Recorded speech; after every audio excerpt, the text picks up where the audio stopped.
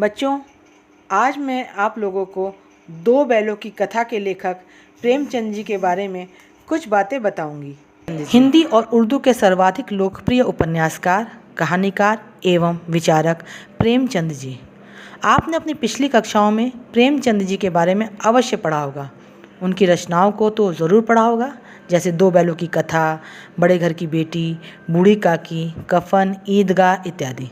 आज मैं इन्हें लिखने वाले प्रेमचंद जी के बारे में आप लोगों को कुछ बातें बताऊंगी।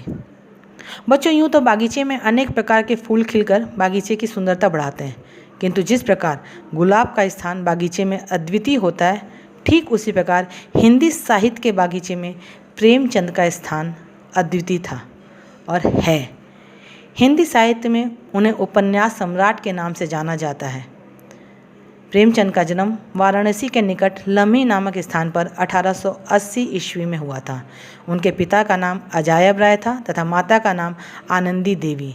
प्रेमचंद के बचपन का नाम था धनपत राय। 10वीं पास करते ही उन्हें प्राइमरी स्कूल में शिक्षक की नौकरी मिल गई। नौकरी करते हुए उन्होंने बीए पास किया।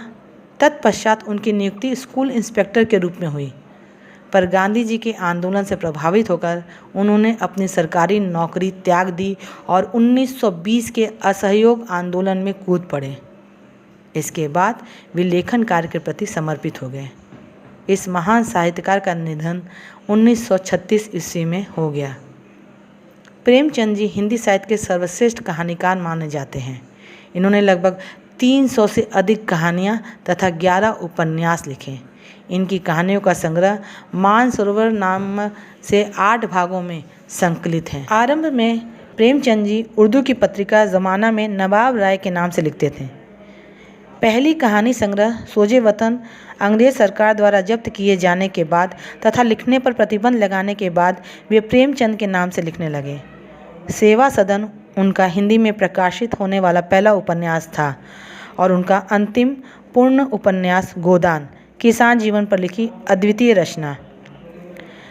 उन्होंने जागरण नामक समाचार पत्र तथा हंस नामक मासिक साहित्यिक पत्रिका का संपादन किया था। उन्होंने सरस्वती प्रेस भी चलाया था। वे भारत में स्थापित प्रगतिशील लेखक संघ के प्रथम सभापति बनाए गए थे। प्रेमचंद ने राष्ट्रीय जागरण और समाज सुधार को अपने लेखन का प्रमुख विषय बनाया। उन्होंने किसानों की समस्याओं, ऋणग्रस्तता और शिक्षा के अलावा समाज में व्याप्त बुराइयों, दहेज, नशाखोरी, शोषण, बेमिल तथा बहुविवाह, ऊंच नीच, छुआछूत आदि पर भी प्रभावशाली साहित्य सृजन किया। प्रेमचंद का साहित्य जन साधारण का साहित्य है। उनके साहित्य की भाषा सरल, मुहावरेदार तथा व्यवहारिक शब्दों से युक्त है। उन्होंने लोक भाषा में साहित्य सृजन किया। के साहित्य की भाषा सरल, मुहावरेदार तथा व्यवहारिक शब्दों से युक्त हैं। उन्होंने लोक भाषा में साहित्य सृजन किया। उनके पात्रों की भाषा वातावरण तथा मनोदशा के अनुकूल है। वे बड़ी से बड़ी बात को भी सरल शब्दों में कहने में सिद्धहस्त हैं। उन्होंने अरबी, फारसी, अंग्रेजी के प्रचलित शब्दों का अपने लेखन में प्रयोग किया है। इससे भाषा सजीव, प्रवाहमयी तथा व्यवहारिक बन गई है। उनके रचनात्मक योगदान के कारण ही 1918 से 1936 तक के हिंदी कहानी एवं उपन्यास के कालखंड को प्रेमचंद युग कहा जाता है।